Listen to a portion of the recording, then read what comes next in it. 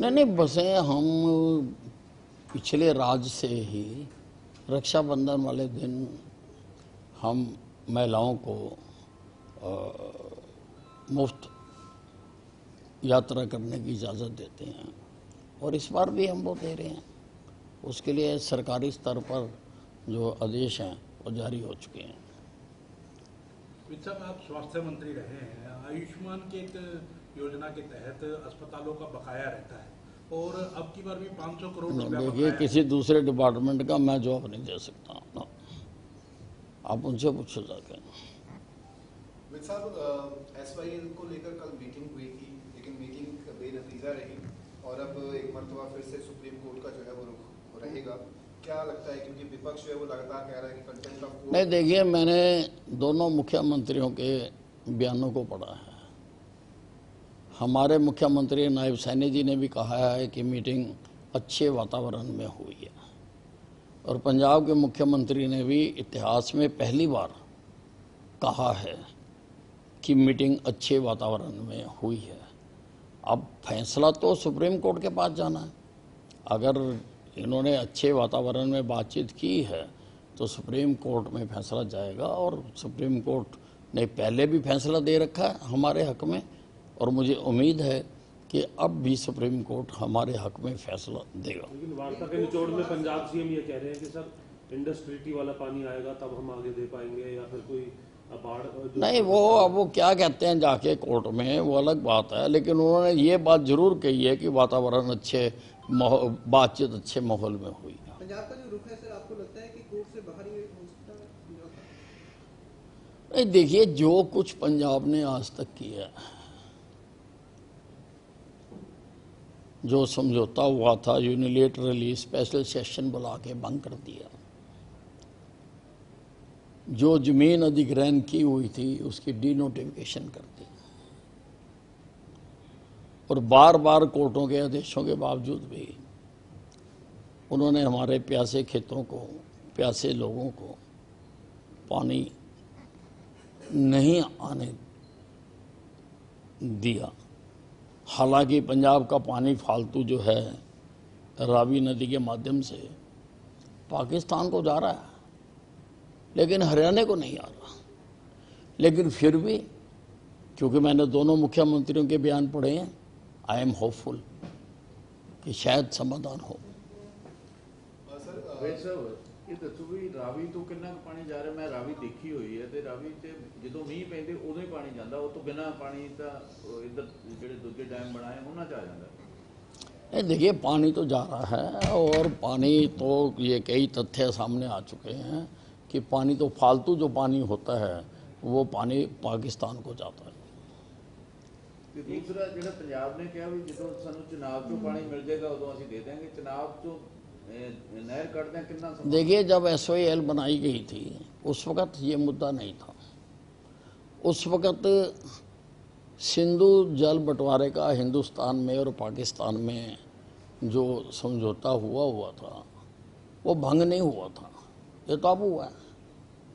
तो ये अगर वो कह रहे हैं तो ये तो एक तरह से बात को टालने वाली बात है। यकीनी तौर पर हमारी सरकार ने कहा है कि जो पाकिस्तान को उस वक़्त पाकिस्तान की फेवर करते हुए सिंधु नदी, जो कि हमारी नदी है, सिंधु से ही हम हिंदू बने, सिंधु का पानी पी पी कर ही हम हिंदू बने, उसका ज़्यादा हिस्सा हमें मिलना चाहिए था।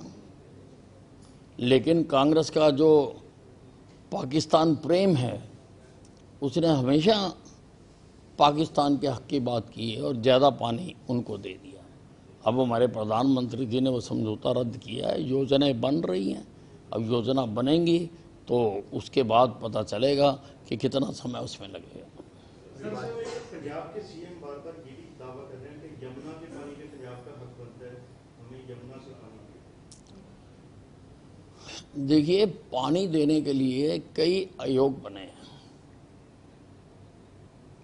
और जस्टिस रेड्डी का भी आयोग बना था। उन आयोगों का ही ये फैसला है और उस फैसले के मुताबिक ही पानी मांगा जा रहा है। हम नया नहीं मांग रहे, पानी ज़्यादा नहीं मांग रहे।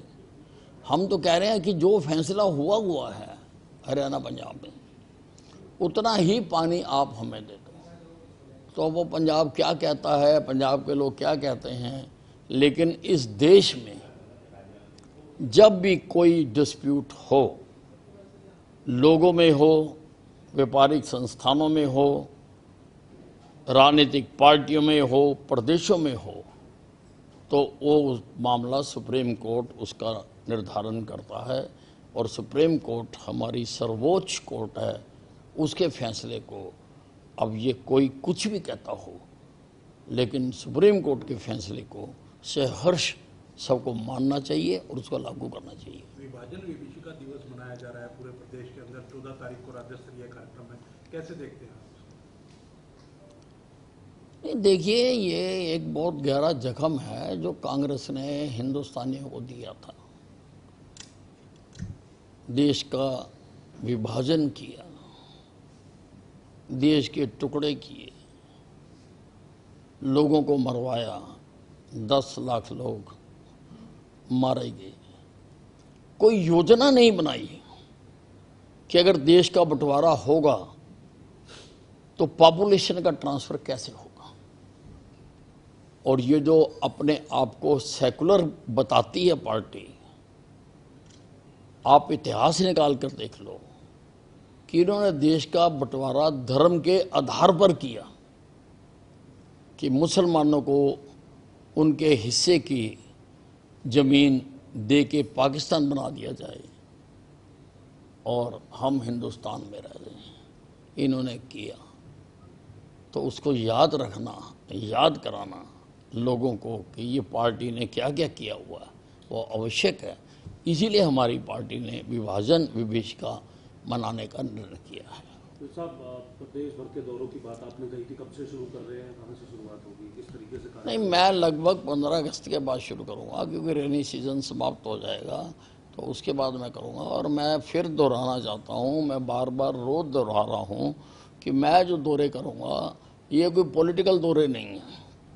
मैं कोई मीटिंग नहीं करूंगा कहीं पे, मैं कोई जलसा नहीं करूंगा कहीं पे। मेरा तो लोगों से मिलने का कार्यक्रम है, नए और पुराने कार्यकर्ताओं से मिलने का कार्यक्रम है, और वो कोई भी कर सकता है। आज भी लोग करते हैं, जाते हैं, मिलते हैं, नहीं है। मैंने आपको बता दिया कि मैं तो सिर्फ मिलने के लिए जा रहा हूँ। कोई कार्यकर्ता, पुराने कार्यकर्ता, नाराज कार्यकर्ता अगर शिथिल होकर बैठे हुए हैं तो मैं उनको सक्रिय करना चाहता हूँ, क्योंकि मैं भारतीय जनता पार्टी को हरियाणा में बहुत मजबूत देखना चाहता हूँ। और अगर वहाँ लोग आ गए और अपनी समस्याएं बताने लगे, सुनेंगे? देखिए, अगर मगर की बात मुझको नहीं मालूम है, लेकिन मेरा जो कार्यक्रम है वो मैंने बता दिया। सर, एक चर्चा चल रही है कि निजी बसों संचालकों के खिलाफ आपने कोई पत्र लिखा है कि उनकी जांच होनी चाहिए, क्योंकि वो कई अधिकारियों के साथ मिलकर के समाज को चुनाव लगा रहे हैं। ऐसी क्या चर्चा है सर? आपने क्या कोई पत्र लिखा है? नहीं, ऐसा है, मेरे संज्ञान में ऐसी बात आई है कि जो प्राइवेट बसों के रूट हैं उनका निर्धारण ठीक ढंग से नहीं हुआ, और बहुत सारी जगहों पर तो हमारी सरकारी बसों से 5-10 मिनट पहले का उनका टाइम है, और वो आगे जाती है तो सवारियां वो उठा लेती हैं, और हमारी बस को सवारियां नहीं मिलती हैं। तो उसके लिए मैंने कहा कि इसको री एग्जामिन किया जाए, और कुछ जगहों पर तो मैंने देखा है। अब बाकी सारे जगहों पर कितने रूट्स हैं ऐसे, कितने जगह हैं ऐसी, तो उसका अध्ययन करने के बाद ही पता लगेगा। डिपार्टमेंट से मैंने रिपोर्ट मांगी है, और ये भी मैंने पूछा है कि क्या अब इनके रूटों को, टाइमिंग्स को बदला जा सकता है या नहीं बदला जा सकता, किस आधार पर इनको ये रूट दिए हुए हैं, वो हमको देखना होगा। और मैंने एक और महत्वपूर्ण फैसला किया है कि हरियाणा के हर गांव को हमारी बस जाएगी।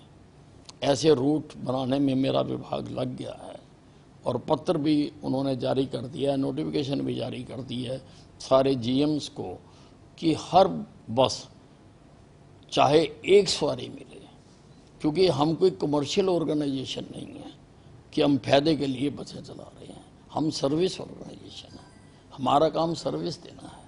अगर एक बच्चे ने भी स्कूल में जाना है तो हमारी बस उस गाँव में जाएगी। सर, नई बसों का बेड़ा कब तक शामिल होगा, कुछ है इस तरीके की तैयारी?